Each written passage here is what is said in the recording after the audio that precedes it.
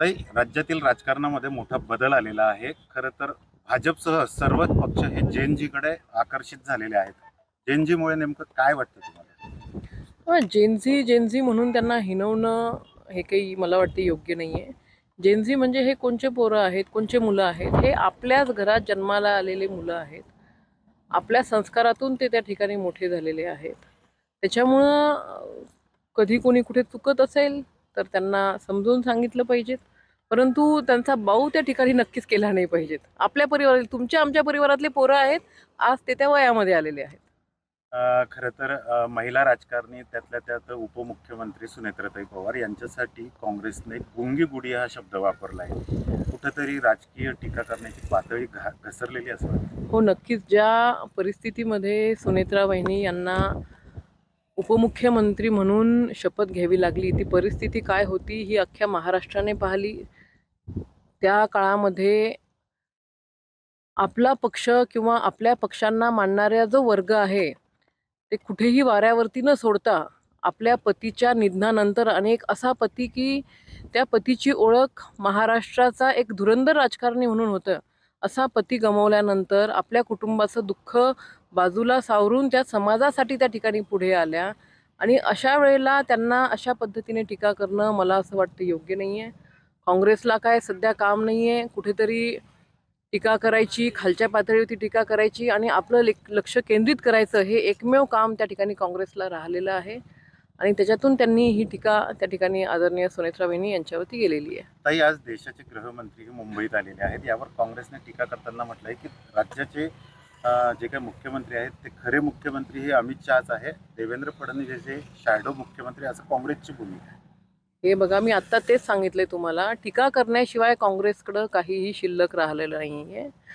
आदरणीय अमितभाई शहा हे आमचे नेते आहेत आणि नेत्यांच्या भूमिकांमधून ते आदरणीय मुख्यमंत्री फडणवीस साहेबांना जर काही सूचना करत असतील तर नक्कीच फडणवीस साहेब आज मुख्यमंत्री जरी असले तरी सर्वप्रथम ते भारतीय जनता पार्टीचे कार्यकर्ते आहेत आणि कार्यकर्ता भारतीय जनता पार्टीमधला हा कायम आपल्या नेत्यांच्या सूचना मानून काम करणारा त्या ठिकाणी असतो. आणि त्याच्यामुळे मला असं वाटतं, आदरणीय मोदीजी असतील, आदरणीय अमितभाई असतील, यांच्या सूचनांचं पालन करणं म्हणजे हे चुकीचं आहे, हे असं म्हणणं मला वाटतं की योग्य नाही आहे. अहो, संजय राऊत स्वतःचा पक्ष सांभाळू शकत नाही. जे काही खासदार त्यांनी निवडून आणले होते, खासदारी त्यांना सोडून गेले. स्वतःचा पक्ष न सांभाळणारे संजय राऊत भारतीय जनता पार्टीमध्ये काय करायचं आहे हेच ठरवू शकणार आहे का? आणि त्याच्याही वरती संजय राऊत भाजपबद्दल असे बोलले, तसे बोलले. तुम्ही सुद्धा त्या ठिकाणी बातम्याला होता. ही महाराष्ट्रातल्या शेतकऱ्यांसाठी जे केलंय ते आतापर्यंत काँग्रेसला त्यांच्या 50 वर्षाच्या राजकारणामध्ये शक्य झालेलं नाहीये. आज ज्या समृद्धी महामार्गाने आपण प्रवास करतोय, तो समृद्धी महामार्ग म्हणजे आदरणीय फडणवीस साहेबांची मुख्य आपल्या महाराष्ट्राला ती देणगी आहे. आज कुठलेही इलेक्शन नसताना शेतकरी हित बघून कर्जमाफीचा निर्णय त्या ठिकाणी फडणवीस साहेबांनी घेतला. कालच माझी भेट फडणवीस साहेबांसोबत झाली आणि कर्जमाफी झाल्यानंतर सिबिलच्या संदर्भामध्ये एक शेतकऱ्यांकडनं सूचना येत होती. ती सूचनेचं संदर्भात मी पत्र घेऊन जेव्हा फडणवीस साहेबांकडे गेलोय तेव्हा फडणवीस साहेबांनी लगेचच त्या ठिकाणी सहकार आयुक्तांना फोन लावला आणि त्यांना सूचना दिल्यात की शेतकऱ्यांचं सिबिल हे खराब होता कामा नये. म्हणजे एवढं संवेदनशील नेतृत्व महाराष्ट्राला त्या ठिकाणी भेटलेलं आहे आणि ते अतिशय चांगल्या पद्धतीने काम करत आहेत. काँग्रेसला टीकेशिवाय काही राहिलेलं नाही आहे आणि त्यातून त्यांनी ती टीका केलेली आहे. अनेकदा महिला राजकारण्यांवर टीका करताना किंवा टिप्पणी करताना राजकीय नेत्यांची भाषा घसरते. याचा अनुभव तुम्हालाही आलेला आहे. काय म्हणाल? याची काहीतरी परिसीमा किंवा याचं काहीतरी लिमिट किंवा नियंत्रण पाहिजे असं आपल्याला वाटतं?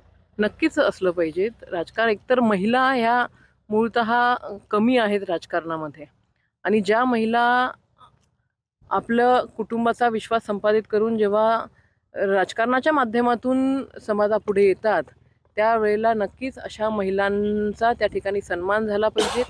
दोन्ही पक्षांकडनं सन्मान झाला पाहिजे. टीका नक्कीच तुम्ही करा, परंतु ही टीका विचाराची त्या ठिकाणी असली पाहिजे, वैयक्तिक स्वरूपाची टीका असता कामा नये.